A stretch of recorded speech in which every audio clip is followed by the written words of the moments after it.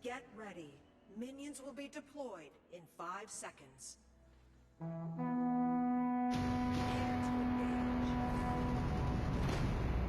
Detective Alice, on the case.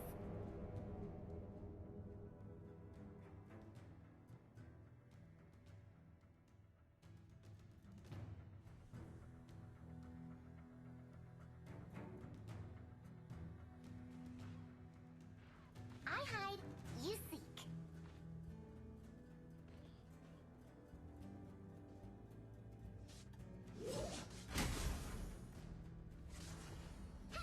Prey acquired.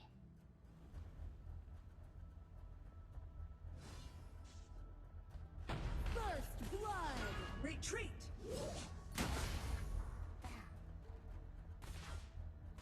Everyone needs Alice.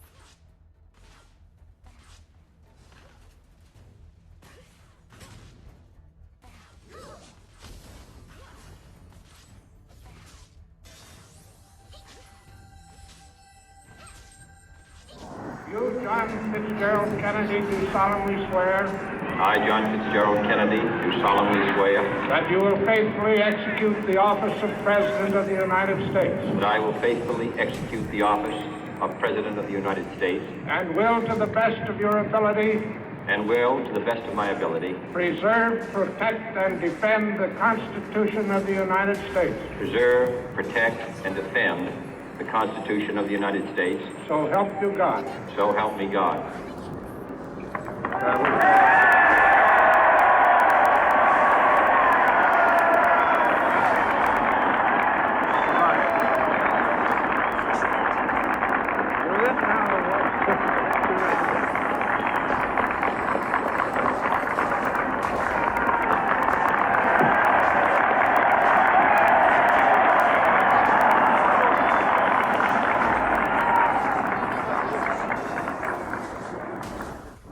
Vice President Johnson, Mr. Speaker, Mr. Chief Justice, President Eisenhower, Vice President Nixon, President Truman, Reverend clergy, fellow citizens.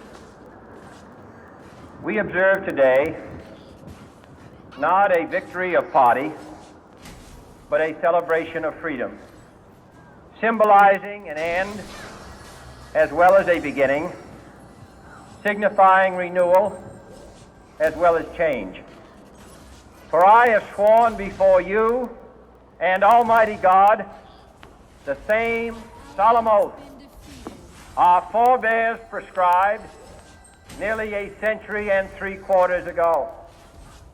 The world is very different now, for man holds in his mortal hands the power to abolish all forms of human poverty and all forms of human life.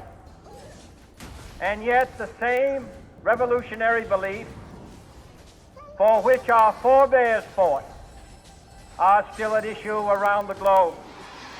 The belief that the rights of man come not from the generosity of the state, but from the hand of God. We dare not forget today that we are the heirs of that first revolution. Let the word go forth from this time and place to friend and foe alike that the torch has been passed to a new generation of Americans born in this century, tempered by war, disciplined by a hard and bitter peace, proud of our ancient heritage, and unwilling to witness or permit the slow undoing of those human rights to which this nation has always been committed and to which we are committed today at home and around the world.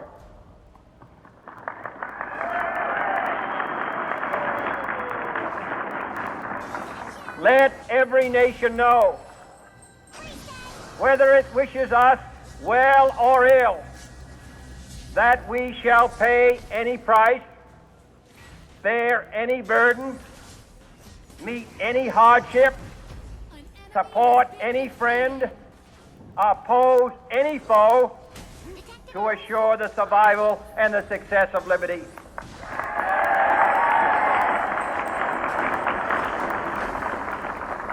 This much we pledge and more. To those old allies whose cultural and spiritual origins we share, we pledge the loyalty of faithful friends. United, there is little we cannot do in a host of cooperative ventures. Divided, there is little we can do, for we dare not meet a powerful challenge at odds and split asunder. To those new states whom we welcome to the ranks of the free, we pledge our word that one form of colonial control shall not have passed away, merely to be replaced by a far more iron tyranny. We shall not always expect to find them supporting our view, but we shall always hope to find them strongly supporting their own freedom, and to remember that in the past, those who foolishly sought power by riding the back of the tiger ended up inside.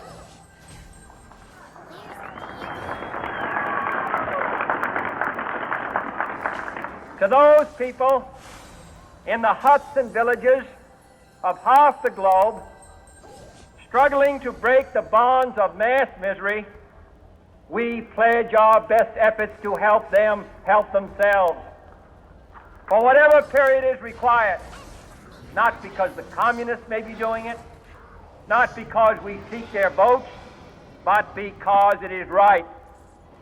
If a free society cannot help the many who are poor, it cannot save the few who are rich.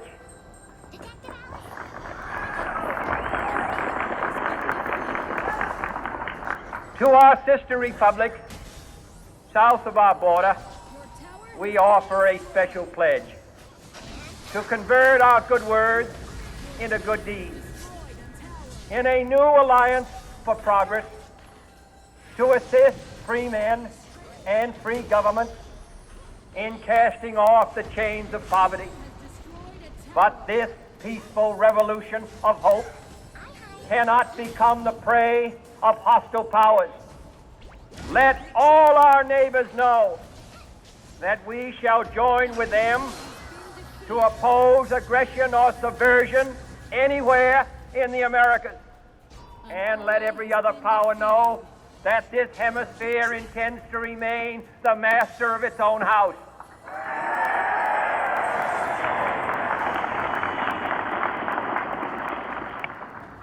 To that world assembly of sovereign states, the United Nations, our last best hope, in an age where the instruments of war have far outpaced the instruments of peace, we renew our pledge of support to prevent it from becoming merely a forum for invective, to strengthen its shield of the new and the weak, and to enlarge the area in which its writ may run.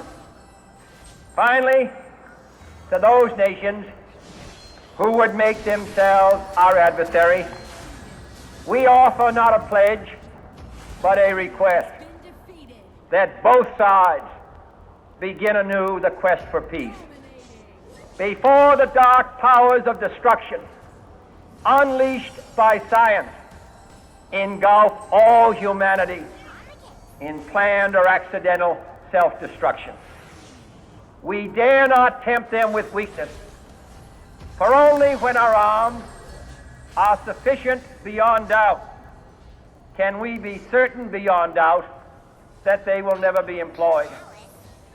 But neither can two great and powerful groups of nations take comfort from our present course, both sides overburdened by the cost of modern weapons, both rightly alarmed by the steady spread of the deadly atom, yet both racing to alter that uncertain balance of terror that stays the hand of mankind's final war.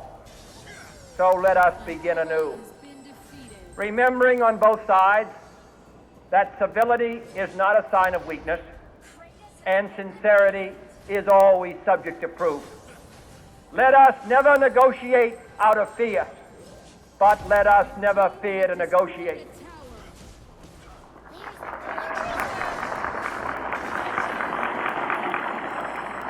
Let both sides explore what problems unite us, instead of belaboring those problems which divide us. Let both sides, for the first time, formulate serious and precise proposals for the inspection and control of arms, and bring the absolute power to destroy other nations under the absolute control of all nations.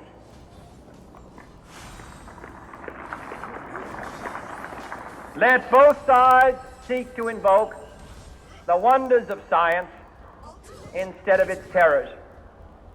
Together, let us explore the stars, conquer the desert, eradicate disease, tap the ocean depths, and encourage the arts and commerce. Let both sides unite to heed in all corners of the earth the command of Isaiah to undo the heavy burdens and let the oppressed go free.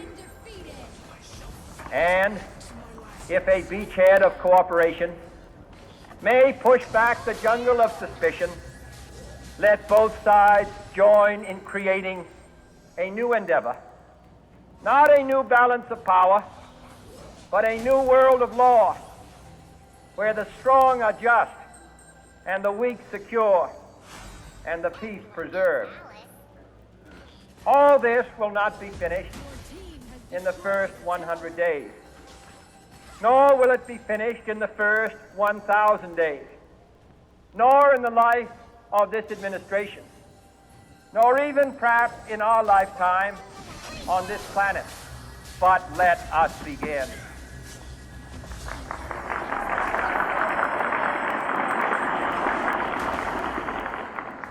In your hands, my fellow citizens, more than mine, will rest the final success or failure of our course.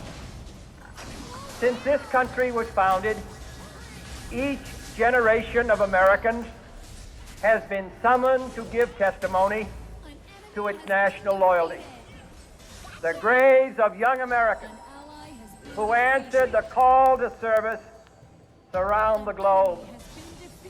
Now the trumpet summons us again, not as a call to bear arms, though arms we need, not as a call to battle, though in battle we are, but a call to bear the burden of a long twilight struggle, year in and year out, rejoicing in hope, patient in tribulation, a struggle against the common enemies of man, tyranny, poverty, disease, and war itself.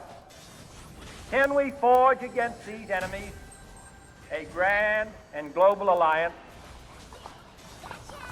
north and south, east and west, that can assure a more fruitful life for all mankind? Will you join in that historic effort?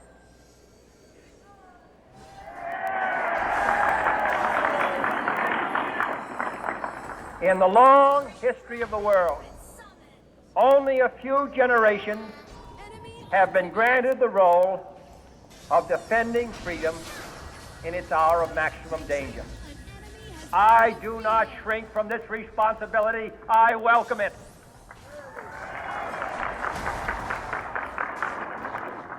I do not believe that any of us would exchange places with any other people or any other generation. The energy, the faith, the devotion which we bring to this endeavor will light our country and all who serve it. And the glow from that fire can truly light the world. And so, my fellow Americans, ask not what your country can do for you, ask what you can do for your country.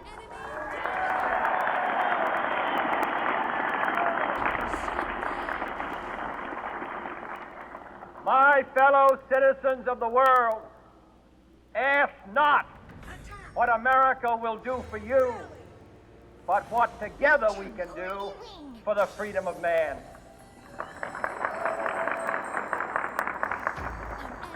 Finally, whether you are citizens of America or citizens of the world, ask of us here the same high standards of strength and sacrifice which we ask of you. With a good conscience, our only sure reward, with history the final judge of our deeds, let us go forth to lead the land we love, asking His blessing and His help, but knowing that here on earth, God's work must truly be our own.